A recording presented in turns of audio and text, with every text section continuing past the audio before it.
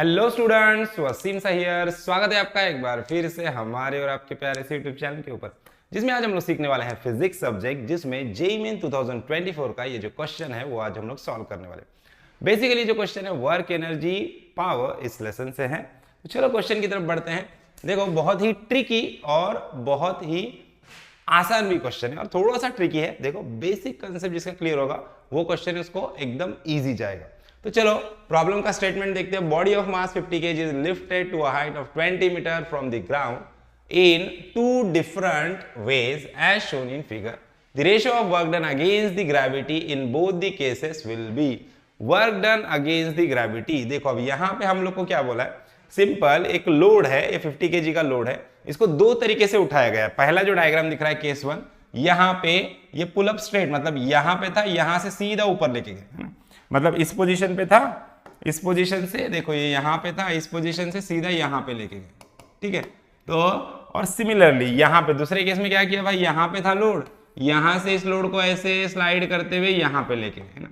तो दोनों भी केसेस में ये हाइट h ऊपर लेके गए हम लोग। कितना हाइट ऊपर लेके गए, हाइट h ऊपर लेके गए। और हम लोग को क्या निकालना है, हम लोग को क्लियरली बोला है कि work done against the gravity निकालना है। अब यहाँ पे बहुत सारे स्टूडेंट कंफ्यूज हो जाते, जिसके बेसिक कंसेप्ट क्लियर है वो डायरेक्टली ऑप्शन को टिक करेगा, है ना, विदाउट एनी कैलकुलेशन। देखो समझो, अब सब में पहली चीज तुमको क्या पता होनी चाहिए कि gravity, work done against the gravity निकालना, मतलब ग्रेविटी फोर्स के अगेंस्ट वर्क डन निकालना है। तो ग्रेविटेशनल जो फोर्स होता है वो हमारा कंजर्वेटिव फोर्स होता है, और work done against the conservative force कैसा होता है, वो पाथ के ऊपर डिपेंड नहीं करता है।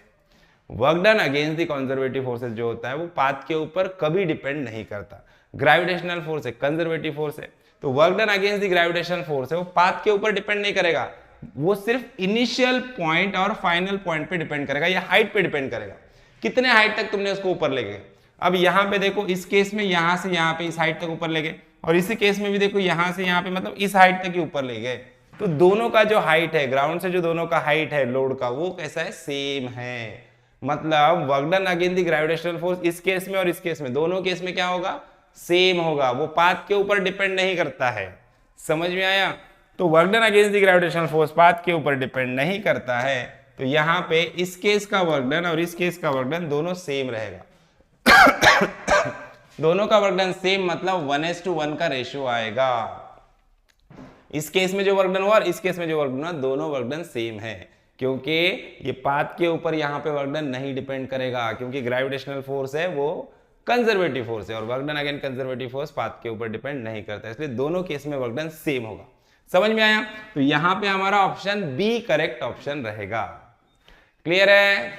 तो आई होप आपको प्रॉब्लम अच्छे समझ में आया है, कंसेप्ट आपके क्लियर हुए हैं। वीडियो अच्छा लगा तो वीडियो को लाइक कीजिए, ज्यादा से ज्यादा अपने दोस्तों के साथ शेयर कीजिए, और चैनल को सब्सक्राइब करना ना भूलिए। तो मिलते हैं नेक्स्ट वीडियो में नेक्स्ट प्रॉब्लम के साथ, तब तक के लिए थैंक यू, बाय बाय।